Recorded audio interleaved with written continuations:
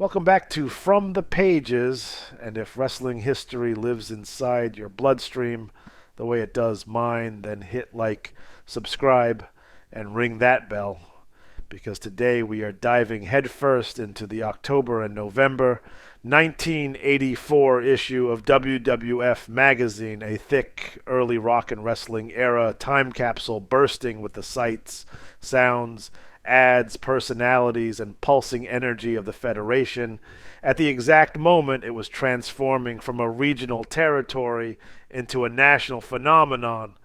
And before we even reach the features, the magazine slams us with a barrage of early 80s ads filled with bright red fonts, blocky layouts, and merchandise as loud as the era itself, promoting everything from WWF logo sweatshirts to foam fingers to superstar posters to cassette tapes of theme songs to Hulkamania bandanas to wrestling action heroes figures to arena tour schedules to official WWF sticker books to mail order catalogs promising autographed 8x10s, to Coliseum home videotapes offering the ability to relive classic matches on VHS, all wrapped in the bold design language of 1984, when print ads felt like shouting through the page. And once we blast through those multi page promotions, we reach the departments, beginning with TNT Topics on page 5, where the magazine recaps the latest madness on the Tuesday Night Titans program, capturing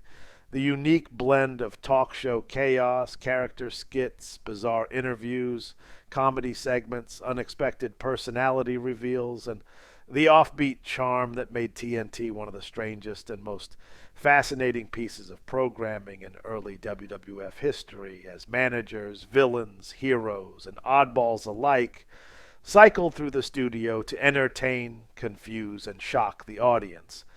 And then on page 6 in this corner offers direct editorial commentary in early 80s voice addressing the state of the WWF, the direction of the product, and the personalities who dominated this transformative period, followed by One Woman's View on page 12, which delivers a female perspective on the Federation during a time when women's voices were rare in wrestling media, giving an opinionated, sharp, emotionally driven breakdown of the stories, rivalries, personas, and controversies unfolding on WWF television. And page 16 brings us Fuji's hat and this not for Fuji. A quirky, character driven piece centered around Mister Fuji, his villainous wit, his iconic bowler hat, and his antics as a devious heel whose foreign menace persona blended theatricality with danger. And page 18 delivers a match to remember, Murdoch and Adonis. Too tough for the WWF, a nostalgic spotlight on the rugged, brawling tag team dominance of Dick Murdoch and Adrian Adonis, celebrating their physical intensity, violent precision, teamwork, and old school toughness as the duo carved out their place in the Federation as legitimate roughnecks unafraid to hit harder than anyone else. And then page 24 presents WWF highlights, a fast moving photographic and storyline recap of recent house shows, television moments, feuds, victories, betrayals, press events, arena brawls, championship defenses, and personality spotlights, capturing the wide open excitement of the Federation as it expanded across more cities every month. And next on page 28, the TNT section returns with additional features tied to the television program, keeping readers connected to the ever changing parade of characters cycling through the TNT set.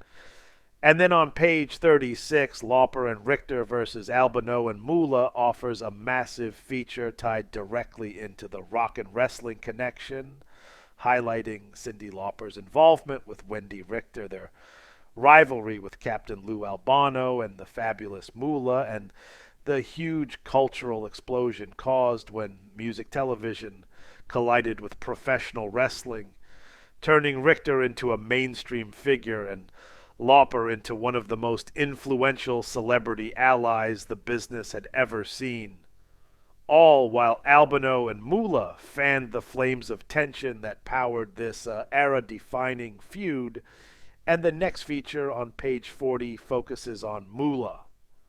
One day a champion, next day a challenger, exploring the long storied, controversial, and dominant legacy of the fabulous Moolah as both a competitor and a power figure in women's wrestling,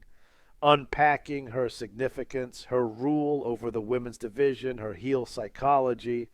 and her ability to transition instantly between champion and challenger depending on the moment, a reminder of how central she was to the landscape of the early WWF. And then page 42 turns the spotlight on Mr. Fuji once again with Fuji and Lee. A question of honor detailing Fuji's partnership with Tiger Chung Lee and the cultural, character-driven heel identity they presented, blending martial arts mystique, foreign villain tropes, and the theatrical menace that made them one of the most recognizable duos in the Federation's mid-'80s lineup. And page 45 brings us Paparazzi, a photo-driven section spotlighting candid moments, behind-the-scenes glimpses, and rare images of WWF superstars in training, traveling, interacting with fans, or presenting their personas outside the ring, offering fans a unique window into the world behind the spectacle. And then page 49 delivers Ken Patera, Mr. Olympian Returns, a feature recounting Patera's comeback into the wrestling world after years defined by his background as a legitimate strength athlete and former Olympian, detailing his power, intensity, heel swagger, and the renewed threat he brought to the Federation upon returning to active competition. And on page 52, Kamala receives a full feature breaking down the mystique, savagery, and fearsome presence of the Ugandan giant, analyzing the theatrical character presentation, the intimidation factor, the mask, the body paint, the ritualistic elements, the handler dynamic, and the way Kamala persona played into the Federation's embrace of exotic, larger-than-life characters who captivated fans the moment they entered the arena. And the next feature on page 58 leads us into the WWF History Library, a treasure trove section that digs into the Federation's past to recount classic matches, legendary personalities, memorable arenas, historical milestones, and foundational moments that shaped the WWF long before the national expansion began, giving fans a sense of legacy and lineage that tied the present to the past. And then page 60 continues the historical energy with a match to remember, Ventura and Putski, locking arms and locking horns, a detailed look back at the rivalry between Jesse the Body Ventura and Ivan Putski, showcasing the clash of muscle, charisma, power, and attitude between two strong personalities who battled not only physically, but philosophically, producing matches that echoed through the Federation's memory. And finally, page 64 closes the issue with Mailbag, where fans write in with every emotion imaginable: praise, anger, confusion, joy, humor, critique, devotion, questions about title scenes, arguments about heels and baby faces, commentary on TNT segments, emotional reflections on their favorite superstars, creating a raw, unfiltered snapshot of the WWF fandom at a moment when the company was evolving into something far larger than anyone could have predicted.